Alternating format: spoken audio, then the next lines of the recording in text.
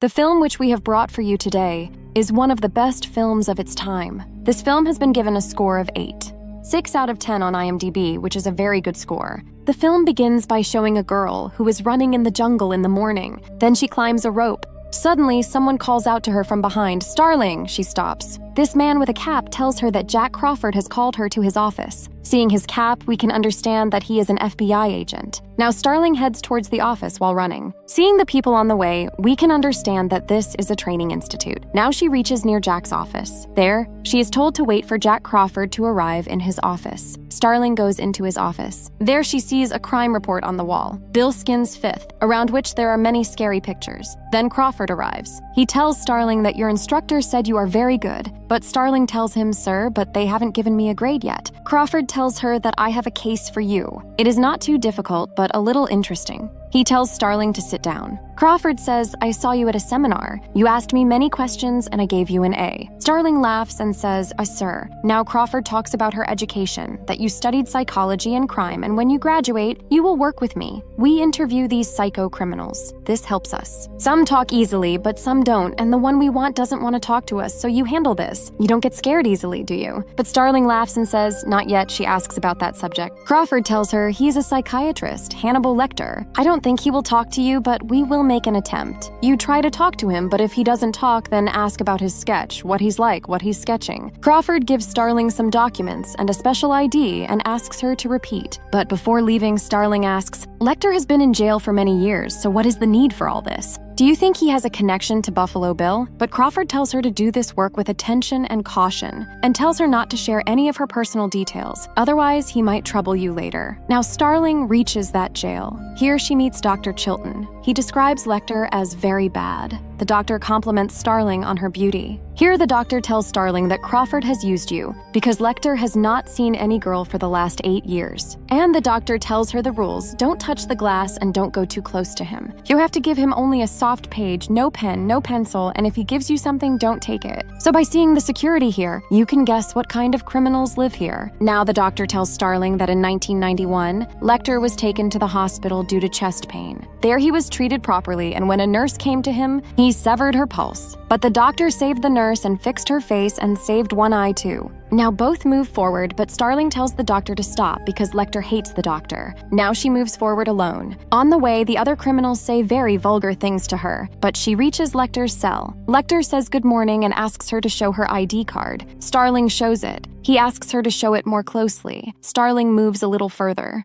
Lecter says, "This will expire in a week. You are not real, are you?" Starling says, "Yes, I have come to learn something from you." Lecter says, "You seem quite clever. Sit here." Starling asks about that sketch, but he asks her about Buffalo Bill. What does he do with his prey? Starling says that he skins them after killing them. Lecter asks, "But why?" Starling says, "Maybe he enjoys keeping a memento of the killer." But Lecter says, "I didn't do that." Starling asks, "Then what did you do?" But Lecter starts looking at her documents and says, "Do you think you will be able to know me through these?" Starling says no, but Lecter tells her, "You look unsophisticated with these cheap shoes and bag." And he tells Starling, "It looks like your father never fed you a stomach full of food. That's why you are here and your accent is from West Virginia. And then they have found you because they don't come forward themselves but send someone else, and that's why the FBI sent you." But Starling tells Lecter, "You are afraid." Lecter says, "A person tried to test me. I ate his liver and wine too." Lecter tells Starling to go to school. On the way, an inmate throws his semen on her. Then Lecter calls her and asks her to search for one of his patients. He says that he was crazy, maybe this work is his, now you go. Starling comes out of that hell. Now in a flashback, we see that her father was also a policeman. She cries, remembering him. Now she again studies the case a bit at her training school. She gets a call from Crawford. Starling tells him about the self-storage and also about his patient. Now at night, Starling reaches that place where Lecter had told her this was a self-storage. There is an elderly man here who looks after this store. He helps Starling. Before going inside, Starling gives him her office card. She says, "If something happens to me, you report it here. I have told them about you." She goes inside. There are very strange items inside. Inside a car, she finds a severed head. Now Starling reaches that jail again and asks him about that head. But Lecter asks her to talk about Buffalo Bill. Some conversations take place between them here. Lecter tells her that the doctor tortures him here, and as soon as she leaves, the volume of the TV behind will be increased, and he will not let me out of here until I die. The doctor enjoys this. I will help you in your case, but I have to go far away from here to the sea range, from where water is visible. Starling, do you know his real name? Lecter, be patient. Our Bill will be moving towards his next victim. The scene changes and we see a girl in a car. Someone is watching this girl secretly. The girl gets out of her car and starts walking. She sees a lone person loading a sofa into a van. She goes to help him, and this is that skinning killer, Buffalo Bill. He takes her away with him. Now Starling is asked to go to West Virginia to find a girl's dead body. She had been in the water for weeks. Crawford is also on the plane. He tells her he kills every girl after 3 days. Now they reach there, where the police had already found the dead body. But Starling tells all the police to leave so that she can see the body properly and collect evidence. They all put Vicks VapoRub near their noses so that they don't feel the smell of the body. Now they take a picture of the dead body. Starling notices something in the picture of the mouth. When they take it out, it was a moth cocoon, which was forcibly inserted into her mouth. Starling reaches a place with that cocoon. There she comes to know that this insect is known all over the world as Death's Head and is only found in Asia. Someone has lovingly raised it as a hobby here. Now the scene changes. We see butterflies and then Bill, who is at the sewing machine. He also has a small dog. That girl is also in the well. Now we see on the news that that girl is the only daughter of a very big senator. The senator plays a video on the news asking to release her. Now Starling again reaches that jail and gives Lecter an offer. The senator has said, if you help us catch that Buffalo Bill, then they will shift you to New York. There you can read books too, and once a year for a week on an island where you can sunbathe for 1 hour during the day. But Lecter keeps some conditions in exchange for helping Starling that I will tell about Bill, and you will tell about yourself. Starling had no other way. Lecter asks her about the worst memory of her childhood. Starling tells him the death of my father. He asks more about him and says, don't lie. Starling tells him 2 criminals killed him, but he was alive in the hospital for 30 days. My mother had already died. After his death, I became alone. Now Starling asks Lecter, now you tell me. He asks about the girl's physical build and Bill's method of killing. But he asks, where did you go after becoming an orphan? She says that I went to my mother's sister. Lecter tells her about Bill's mentality. The doctor is secretly listening to their conversation. Meanwhile, Bill gives that girl a lotion and asks her to apply it. And here the doctor comes to Lecter, tells him that all of Starling's offers are lies and gives him a separate offer and asks for the name. But Lecter says, his name is Lewis, the rest I will tell the senator myself. This doctor forgets a pen on his bed. Now we come to know that Starling had actually lied to Lecter that he would be shifted to New York. On the other hand, Lecter meets the senator. Here, Lecter insults the senator. Then he tells the name and address of that killer. The senator starts to leave. Lecter stops her and says, nice suit. Meanwhile, that doctor takes all the credit for finding that bill, that he found the address of that criminal. Now, once again, Starling reaches to meet Lecter. This time, Lecter is kept in a different facility, not the previous jail. Starling arrives there, and Lecter greets her with, good evening. Starling tells him she has brought his paintings. Lecter responds, how nice of you. Or has Crawford devised another new trick to keep you off this case? But Starling insists, no, I came to see you. Lecter says, people will think you've fallen in love with me. That tone of voice is yours, isn't it? Starling affirms, yes. Lecter, however, says, the poor senator's daughter must be suffering. You should do something for your own pleasure, too. Starling then asks him about the name and address Lecter gave the senator. Lecter tells her, I read the case file. Everything you are looking for is in it. The first principle is its simplicity. What does he do? What are his principles?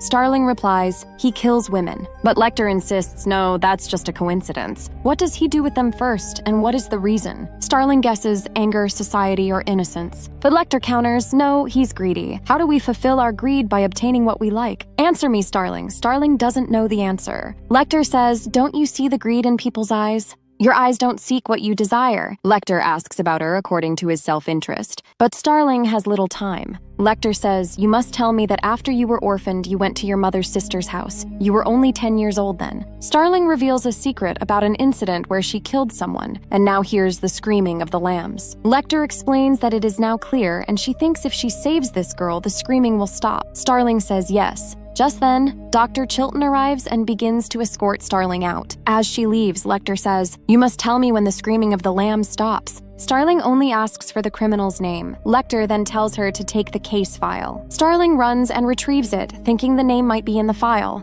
A little later, we see a picture in Lecter's cell. You might have noticed that this picture depicts Starling. The police bring Lecter his meal. Lecter has ordered lamb for the second time. We see a piece of a pen in Lecter's mouth that the doctor had forgotten on his bed. He takes it in his hands and steps out from behind the curtain. He says good evening to the police and sits down to be locked in handcuffs. Lecter begins to pick the lock of his handcuffs with the piece of the pen. The police confidently enter to place the food inside, but Lecter unlocks his cuffs, attaches them to one police officer, and cuts the other, severely wounding him. He then beats the cuffed officer with his own rod, nearly killing him. He then exits the cell. Outside, the elevator starts moving downwards rapidly. The police hear the sound of a gun. They suspect something is wrong. They block all the routes and head up towards Lecter's cell. Upstairs, the room is a gruesome sight. Lecter is not there. One of the two police officers is still alive. They start looking for Lecter and begin carrying the injured officer towards the ambulance. Just then, blood drips from the top of the elevator. The police realize Lecter has been shot and is on the elevator's roof. They tell Lecter to stand up. When he doesn't move, they shoot his leg, but nothing happens.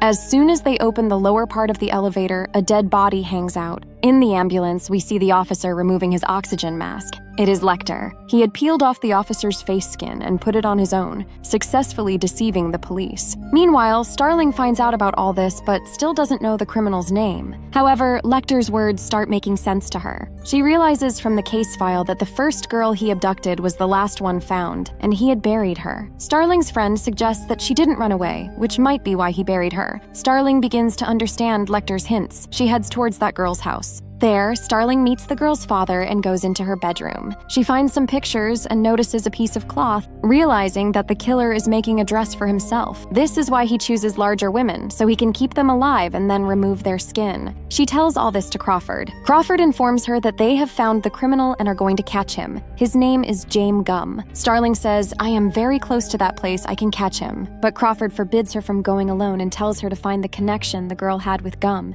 saying, "You have a big role in getting him caught." Meanwhile, the senator's daughter ties a rope to a bucket and throws it up to drag Bill's dog into the well, and she succeeds. Starling arrives at the house of the girl's friend. She asks her, did she know James Gum or anyone else? Was she friends with him? She knows nothing but mentions the girl only liked to sew. If there were someone, she would have surely told her. Starling asks, did you ever work with her? She says yes, once she and I helped Mr. Lippman with his clothes. Starling takes Mr. Lippman's address. Bill realizes his dog has been dragged into the well. The girl says, get me out or I will kill it and bring me a telephone. But then someone knocks at Bill's door. He opens the door and it's Starling. Elsewhere, the police arrive at the wrong location. Crawford realizes Starling must be in danger. Starling is alone with Bill. She asks to speak to him. She says she has come to inquire about the deceased girl. Bill states, I am not Lippman, he is dead. This was his house. Looking at the items around, Starling begins to understand everything, and then she sees the death's head moth that was found in the mouths of all the victims.